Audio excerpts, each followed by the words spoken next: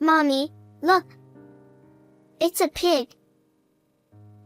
My daughter pointed at my sister, the bride, and exclaimed, "Sweetie, please stop." I hurriedly intervened, lifting my daughter into my arms to prevent any further outbursts. The relatives and acquaintances gathered at the wedding venue chuckled at the innocent mischief, seemingly unfazed. "Please don't say that." But, Although my relationship with my sister had always been strained, I wanted her to start her new life on a positive note after this special day. But my conscience shattered into pieces when my daughter innocently uttered those words. Let's rewind a bit. I'm Brenda, a 33-year-old stay-at-home mom. We live in a family-friendly apartment with my husband, Robert, and our daughter, Mia. Robert and I got married 8 years ago, and 3 years later, I became pregnant and gave birth. Robert dotes on our daughter. While some fathers might focus solely on work, Robert was different. He took paternity leave, which was rare at the time, and was fully involved in caring for our daughter. From diaper changes to preparing milk and baby food and even soothing nighttime crying. He handled it all flawlessly. Even now, as our daughter has grown, he continues to be an excellent caregiver, capable of looking after her even when I'm not around. Every time I see Robert bonding with our daughter, I'm reminded of how lucky I am to have married him. One day, Robert returned home from work with a beaming smile. When I asked, "Did something good happen?" he replied, Actually, I'm getting promoted soon. And I'll finally get to participate in a project I've wanted to be part of for a while. "Wow, that's amazing. You've been working so hard lately. Congratulations." I congratulated Robert, and our daughter chimed in, Daddy, you're awesome. clapping her little hands with a smile. Robert gently patted her head and said, I can give my best because of you too. Thank you always. It was a picture-perfect marriage. However, there was one concern in our seemingly idyllic life: Robert's personality. He was kind-hearted, not just to family but to everyone. While it's undoubtedly a good trait, it sometimes borders on being a people-pleaser. On top of that, he could be easily influenced. Shortly after we got married, his accommodating nature led to a minor incident. Robert's college female friend unexpectedly showed up at our home. It turned out that Robert had been advising her, which caused the situation. Robert had said things like, "I'm here to listen anytime," or "lean on me when things get tough." True to his words, she came all the way to my house. At that moment, I was also at home, so I asked her to leave right away. But if I hadn't been there, Robert probably would have let her in. Maybe she would have pushed for a closer relationship. After the female friend left, I had given Robert a gentle warning, but he didn't seem to grasp what was wrong. That's why I worry sometimes that the same situation might happen again. It's precisely because I care about Robert. One day, after driving my daughter to kindergarten, I was cleaning the living room. My phone, which was on the dining table, started vibrating. I turned off the vacuum cleaner and checked. There was an email. The sender was my sister, who is 2 years older than me. What? No way. I couldn't help but exclaim. After all, my sister and I hadn't communicated for several years. To receive an email from her out of the blue felt like an emergency situation. I quickly opened the email. To my surprise, it was an apology letter. My sister, who is beautiful but has always been mean since childhood, treated me poorly. She would assign me homework or household chores, take away games I bought with my allowance, and even once stole my first boyfriend in high school. That's why I've kept minimal contact with her. The last time we interacted was when I invited her to my wedding. Now, out of the blue, she writes, "Sincere apologies for everything. I'd like to apologize in person." I wondered what game she was playing. Honestly, part of me thought, why bother now? On the other hand, we're both adults, and while we may not become close, perhaps we can have a civil relationship. After much contemplation, I finally decided to reply, writing and rewriting the message several times. In the end, I agreed to meet her at my place this coming Sunday. On that day, when I saw my sister after several years, she was still as beautiful as ever. Not trying to look younger, but with a beauty befitting her age. Brenda, it's been a while. Thanks for inviting me today. Here's a little gift. She smiled and handed me a cake box. I ushered her into the living room and guided her to the sofa. Then, I went to make coffee and returned to her side. Thank you. Where's Mia and Robert? She glanced around nervously. They're at the park right now, playing. They should be back soon. As I replied, she took a sip of her coffee. Suddenly, she turned to me, looking tense, and began apologizing. I'm truly sorry for being mean all these years. I've reflected a lot. It might seem late, but I realized if I don't apologize now, I'll regret it for the rest of my life. Come on, let's leave the past behind. As I said, her expression softened. It's okay. Water under the bridge. Let's keep in touch from now on. My words seemed to put her at ease.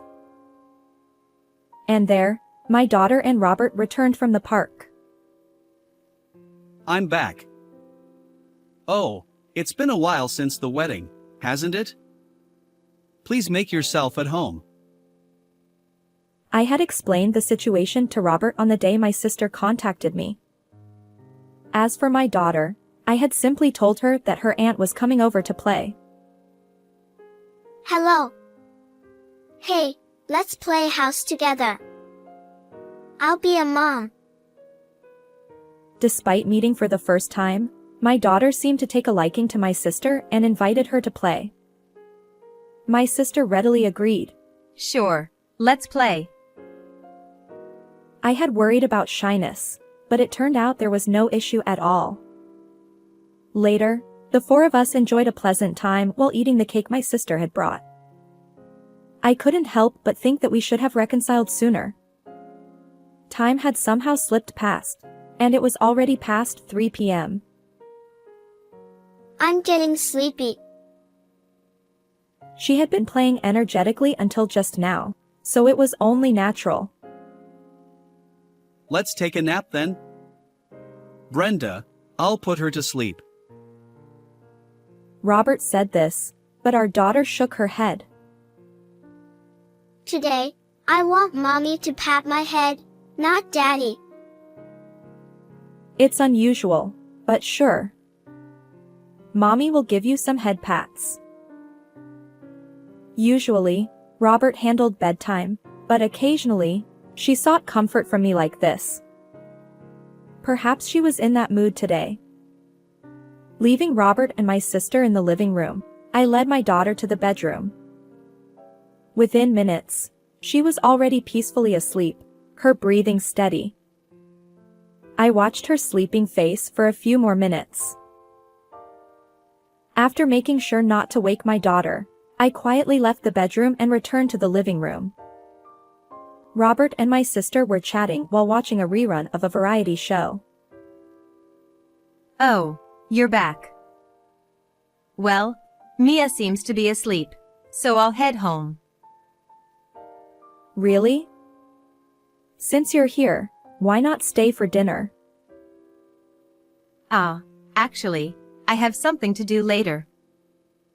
But let's plan another get-together sometime. With that, my sister left gracefully. It felt good to know we were building a positive relationship. About a week after my sister visited, I received a call from a local friend. We regularly kept in touch, but this time, she invited me on a trip. It was in celebration of my upcoming birthday. Of course, I wanted to go. While we'd taken family trips since Mia was born, I hadn't gone on a trip with friends. Even though Robert assured me he could handle Mia for a whole day, I hesitated to burden him, and honestly, I felt anxious about being away from my daughter. After much deliberation, I decided to put off my response temporarily. Then, I mustered the courage to consult Robert. Huh? A trip? That's great. Go ahead. I'll take care of Mia. But really? The destination is quite far. It's a 2-night, 3-day trip. Can you really take time off work?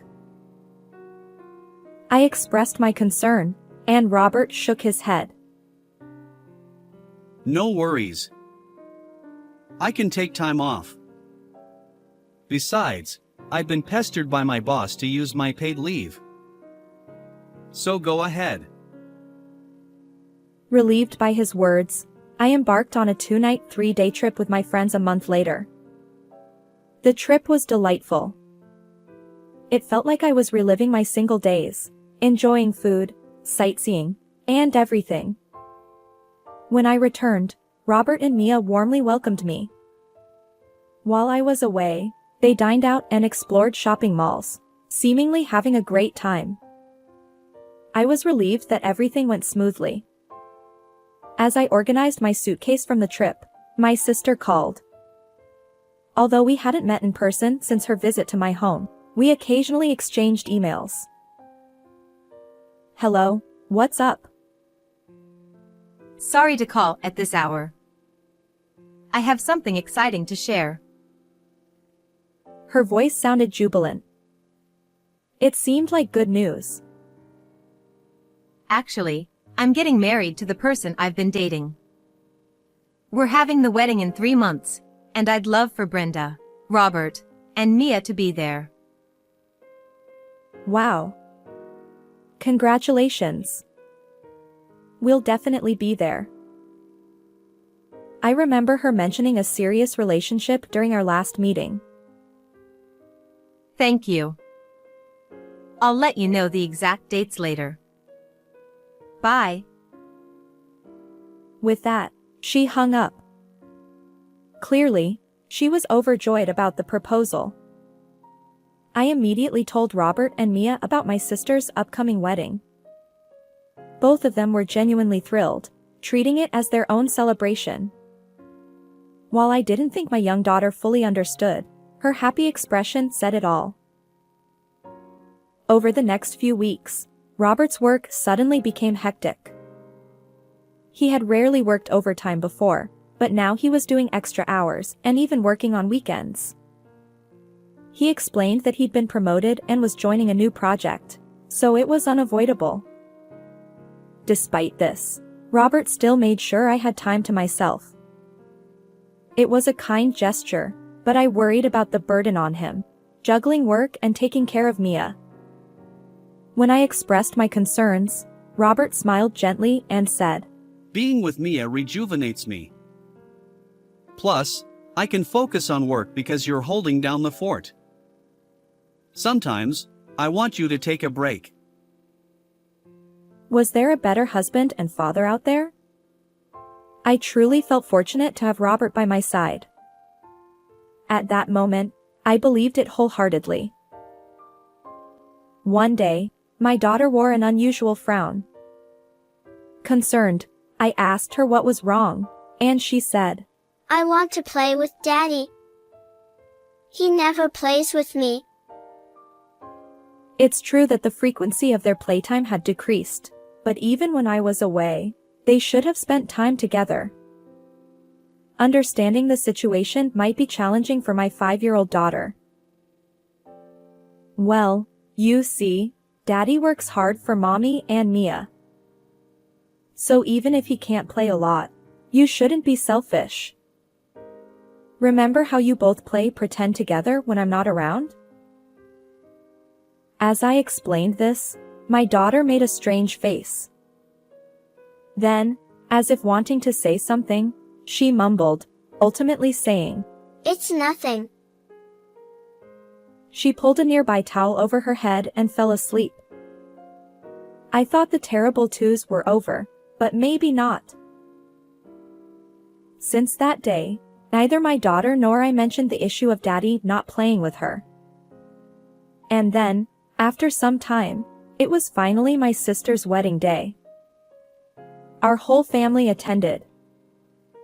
My daughter was excited, dressed in a beautiful dress. I hoped she'd stay quiet during the ceremony.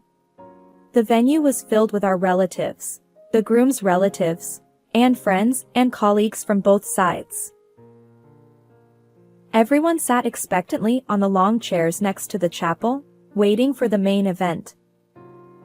The groom finally appeared, a handsome man working for a renowned company. Then, at last, my sister, the bride, entered. Escorted by our teary-eyed father, she took that decisive step forward. Ah, a pig. As soon as my daughter saw my sister's face, she pointed and burst into laughter. Yesterday, when Mommy was out, she came over. Daddy played piggy with her the whole time and didn't play with me. It's been like this lately. Daddy only plays with her. My blood ran cold. So, Robert had pushed me aside and engaged in an affair with my sister while I was away. I had thought he was a good husband, a good father, but it turned out I'd been betrayed all along. I glared at my sister. She looked momentarily startled but pretended not to hear, attempting to continue the ceremony. However, her plan backfired. One of the attendees, who had heard my daughter's words, loudly chimed in. Both my friend and I have had our boyfriends stolen by her. Presumably, she was one of my sister's friends. Perhaps she had also recently reconciled after being apologized to? Maybe that triggered the localized buzz, which now spread throughout the entire venue. Whispers erupted from various corners. A pig? Did she say oink oink? My sister finally couldn't bear it any longer. She tore off her veil and slammed it onto the floor. What nonsense! Obviously, that's a lie. Who would have an affair with such an ugly, unremarkable man? Especially my sisters? Her words irked me, and I couldn't help but retort. A leopard cannot change its spots. You've always been mean to me, and your apology was just a ploy to steal Robert. Well, I won't be fooled anymore. I'll investigate thoroughly and take appropriate action. My sister shouted back. How dare you? Then, from somewhere in the crowd, a disdainful voice murmured.